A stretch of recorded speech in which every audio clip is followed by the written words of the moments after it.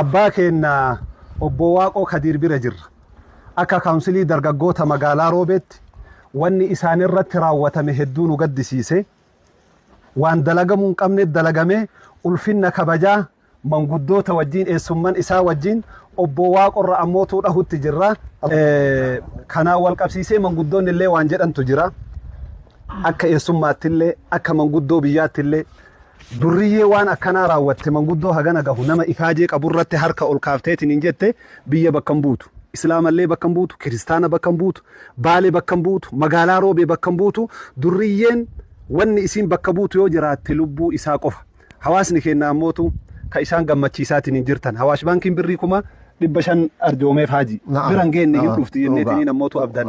Hawaasni dhuunfaadhaan ka akka ammootu obboleessa keenya Arafaatiin hangarree ka 50,000, 10,000, 20,000, 30,000 gumaacha ajaa'ibaa ammootu godhaatiin hin jirtan. Namni kun ifaajee Rabbi irraa qaba. Obbo Waaqoo maal jettan?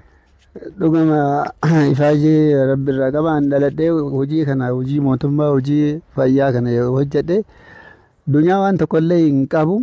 Ummatuma kanaaf ifaajaatiin hin ture. Haga ammaatitti haga xurataa bahutti jecha ummata kiyyaa hojjechaatiin hin jira. Ummata kiyyaa ammoo baay'ee galateeffadha. Ilmi kiyya bara 2018 keessa yeroo daangaadhaan walitti bu'aniitiin du'eetiin hin jedha jecha haga ammaatitti sammuu keessa nootti jedha guyyaa guyyaatti. Iyyuu poolisiin naannoo Sumaalee akkasitti ajjeefteetiin jette. Gochi narratti raawwatee jedhee ana dhiisiiti. Anaafi miti nama kamiifayyuu hin bara.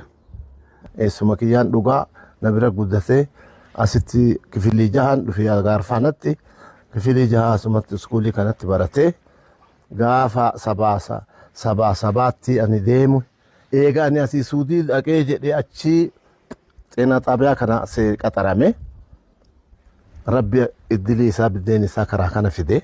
Ana ganuma jedha Rabbi barakaa isin haa kennu Rabbi isaa haa fayyisu tanuma jechuuf. Umrii isaa keessatti mootummaa tajaajilaa ture. Gaafa sana akka sareetti tumamuun isaa ilmi namaa irraan barbaachisu. Kun waan manni sabummaan Itoophiyaa iyyuu ilmi namaatu qabu miti wanni gaafas ta'e jechuudha. Wantoota akkanaa kanarraa namni ofii tiisuu qaba. Kun ammoo Baaleen illee ijoollee dargaggoo Baalee illee bakka bu'u. Ammallee dargaggoo Baalee illee kanuma itti dhagamee itti gaafataman dargaggoo Roobee Sheek Sa'aad Aliyyi waan kana argitee itti dhagameetiniin ulfinna isaanii kana nu bakka bu'u dargaggoo Roobee bakka bu'u uummanni akkasitti ilaalu Baaleen illee Oromollee saba kamiyyuu bakka bu'u jechuudhaan ulfinna kana isaa qabannee dhufnee kunoo biddilibsi itti uffifamee jira kun ulfinna isaati jechuudha. Manguddoon akkana kabajama malee salphachuu hin qabu.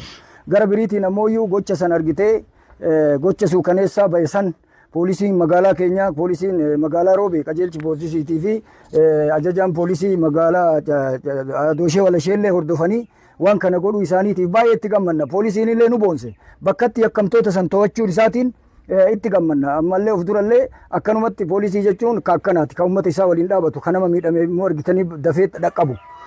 Qaay masqalii jechuun poolisiin argitanii lubbuu uummataatitti kalaa'ee jiraata. Baay'ee isaan galatoonfannaa wayita miidiyaan addunyaa marti bakkatti deebii kennaniif jechuudha. Yeroo baay'ee namni buufata konkolaataa keessa jiru seeraan ala tarkaanfata. Of duraafillee wantoota kana poolisiin keenya ammallee taanaan mannaaraa san qulqulleessuu qaba. Nama biyyaan taane nama amma argitee taariif waan adda addaa uummata keenya irratti miidhamaa bakka san manguddootu dhaqa. Bakkee imalaati hospitaala nan qatan buufata konkolaataa nan qatan. Argitanii bakka uummata tajaajila kennu kan ilmi namaa nan qatu.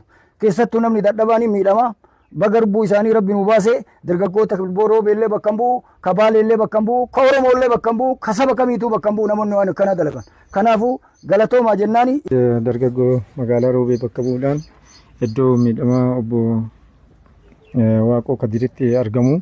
Kuni kabaja guddaadha kennaas fidanii dhufanii. Haa ta'uti ammoo uummanni kana duuba jiru deeggarsa guddaa gochaa ture. Akka calqaba miidiyaa irratti bahee wanni sun uumameeni iyyaa isaan iyyan hawaasni guutuun uummata gammoojjii Baalee ta'ee kan naannoo Itoophiyaa guutuu Oromiyaa keessa jiru uummanni biyyattiidha. Akka dhaga'een hirmaannaa bal'aa taasisee yaamicha kana hawwaatee jira. Maqaa kennaan ni galatoonfannaa jechuudha.